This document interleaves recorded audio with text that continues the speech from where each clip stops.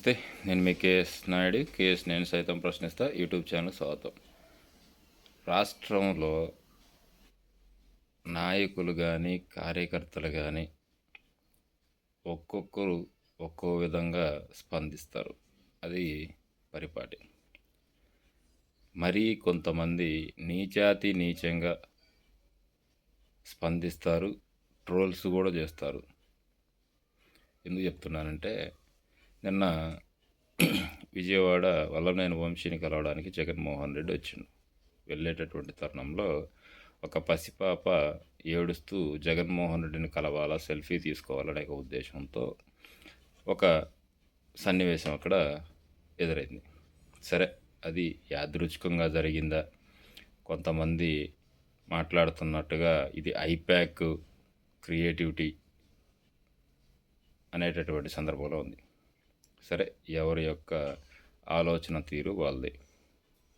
కానీ ఆ అంశం మీద ఒక యూట్యూబరు, ఐ థింక్ న్యూస్ 360 ఎవరు అనుకుంటా, అతను ట్రోల్ చేసినటువంటి విధానం ఎంతవరకు కరెక్ట్? పసిపిల్లలతో కూడా రాజకీయంగా వాడడం ఎంతవరకు కరెక్ట్? అంతకుముందు కూడా అంతే. జగన్మోహన్ రెడ్డి ఏదో పట్టాలు ఇచ్చినప్పుడు తెనాలి గుంటూరు సంబంధించినటువంటి ఒక మహిళ మీద చేసినటువంటి అసభ్యకర పోస్టులతో ఆమె ఆత్మహత్య చేసుకునేదాకా తీసుకొచ్చాను.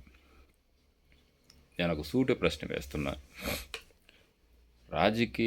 ఏ రాజకీయ నాయకుడు కూడా పసిపిల్లలతో చదువుకు సంబంధించి కాకుండా రాజకీయ ఉపన్యాసాలు చేయించలేదా? వైసీపీలోనే ఉన్నారా? టీడీపీలో లేరా? అంతెందుకు, అమరావతి ఉద్యమం తీవ్ర రూపం దాల్చినటువంటి యొక్క సందర్భంలో ఇంటర్మీడియట్ చదువుతున్నటువంటి విద్యార్థి అనుకుంటా, రాజకీయాల గురించి ఎలా మాట్లాడాడు? ఆ రోజుల్లో అది తప్పే, కానీ విద్యార్థి దశ నుంచే రాజకీయాల మీద అవగాహన ఉండాలి అని సమర్థించడం జరిగింది.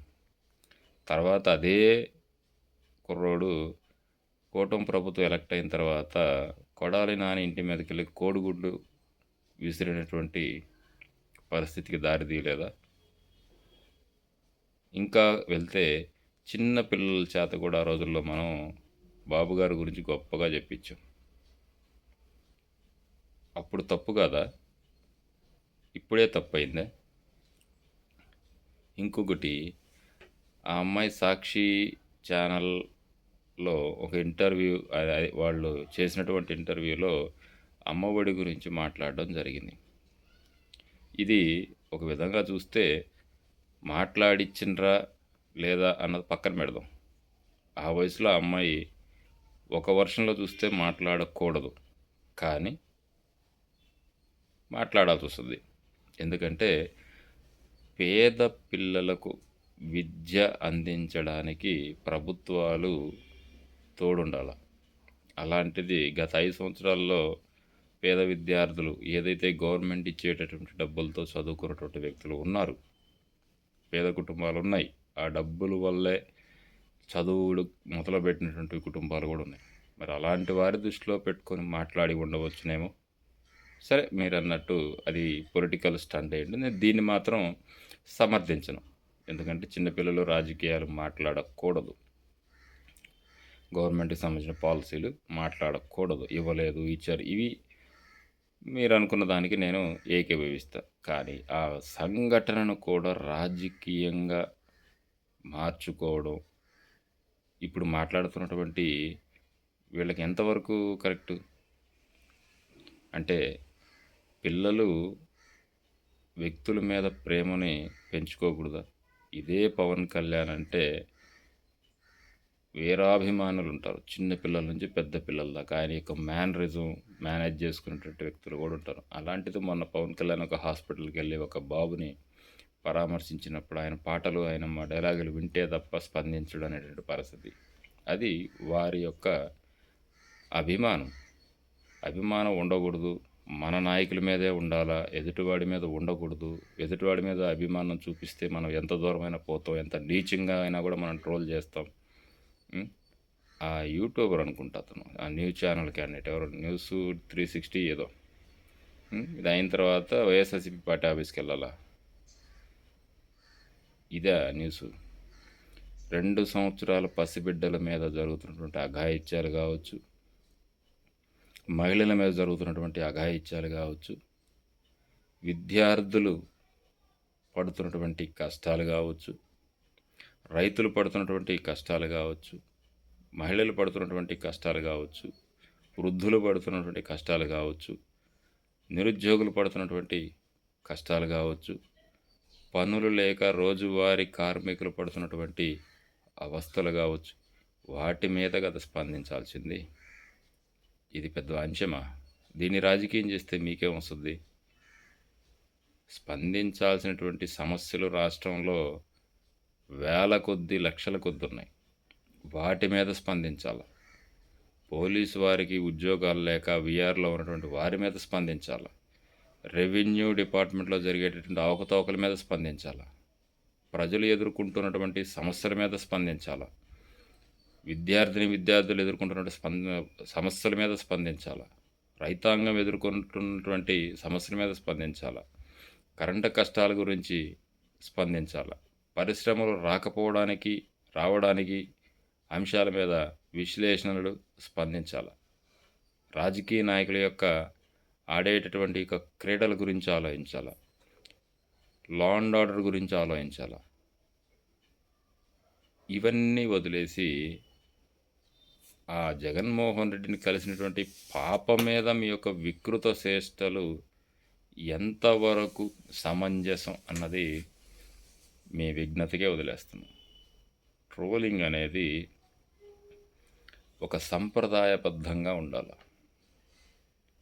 గత ప్రభుత్వంలో కొంతమంది చేసినటువంటి మాటల తీరు కానీ, వారు చేసినటువంటి అసందర్భ అభ్యంతరకరమైనటువంటి పదాలకి విరక్తి చెందింది వాస్తవం. మరి అదే సంప్రదాయం ఇప్పుడు కొనసాగుతుందా లేదా? ఇప్పటికీ ట్రోల్స్ చేస్తున్నారు కదా, మారరా? రాజకీయ పార్టీలు శాశ్వతమా? అశాశ్వతం. ప్రభుత్వాలు శాశ్వతం. ప్రభుత్వంలో పనిచేసేటటువంటి యంత్రాంగం శాశ్వతం. ఈ రెండు మరిచిపోయి సభ్య సమాజం తలదించుకునేటటువంటి పరిస్థితులు నాటికంటే భిన్నంగా నేడు లేవా? వాటి మీద కదా స్పందించాల్సింది. ఏది ముఖ్యం?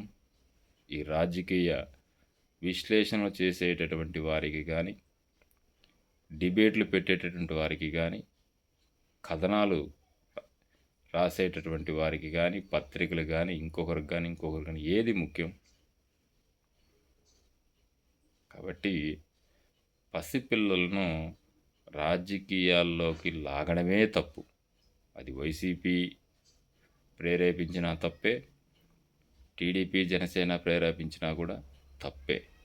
కానీ మీరు రాజకీయాలు మాట్లాడకూడదు, రాజకీయాల ప్రసంగాల్లో మీరు పార్టిసిపేట్ చేయకూడదు అని నియంత్రించేటటువంటి హక్కు మనకే కాదు, ఎవరికి కూడా లేదు. అది వారి యొక్క ప్రాథమిక హక్కు, వాక్ స్వాతంత్ర్యపు హక్కు.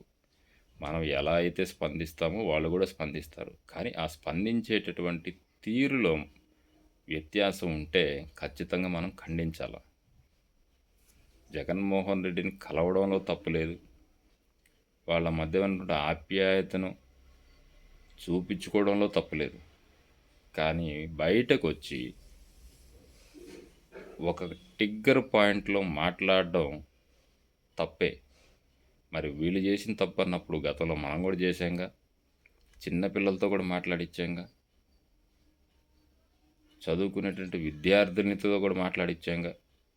ఆ మాట్లాడినటువంటి వ్యక్తులకి మనం ఎంత హైప్ తీసుకొచ్చాం.